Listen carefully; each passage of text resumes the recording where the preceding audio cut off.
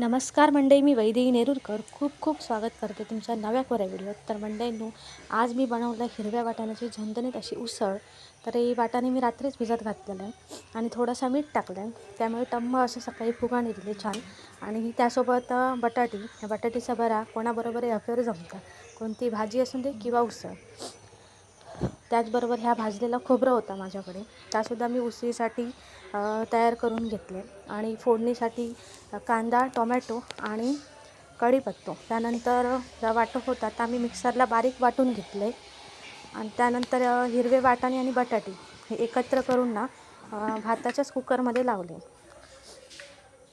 3 शिटी आहेत ना, वाटाणे एकदम मस्त असे शिजाने गेले. तर बघितलं एक वाटाणं त्यातलं घेऊन, तर वाटाणं मस्त असं शिजलेलो आणि उसळीसाठी सुद्धा तयार होतो. तर लगेच गॅस पेटवले, गॅसवर कढई ठेवले आणि कढई जशी तापली ना तसं त्यात तेल ओतले आणि तेल चांगला गरम करून घेतलं. तेल गरम होईपर्यंत ना एका बाजूक चपातीचा पीठ मळून घेतलं आहे, पीठ मळून ठेवलेलं आहे. तर आपल्या उसळीबरोबर चपाती हवीच, तर जसा तेल तापला तशीच पहिली चरचरीत अशी कढीपत्त्याची फोडणी घातली. त्यानंतर वरून कांदे टाकले आणि त्याच्यासोबतच टोमॅटो पण टाकले आणि चांगलं परतून घेतले तेलात. आणि कांदा टोमॅटो एकसारखं असं मिक्स करून ना तेलात चांगलं परतलं आणि लवकर भाजण्यासाठी ना त्यात वरून जरासा मीठ टाकलं, म्हणजे त्यांनी कांदा पण लवकर भाजतं.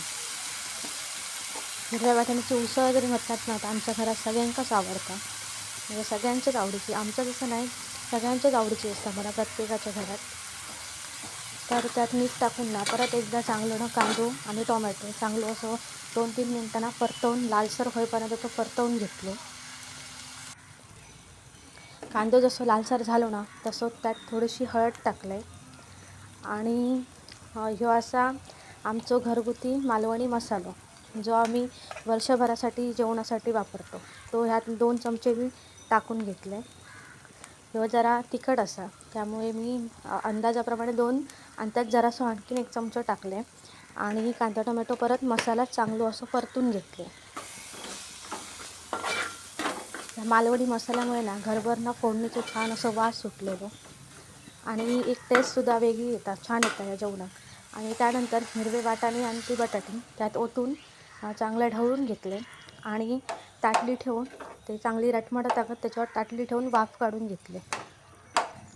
इकडे उसळ शिजापर्यंत ना लगेच मी तिकडे चपात्यासुद्धा करून घेतले, म्हणजे एकसाथच उसळ आणि चपाती पण तयार झाली.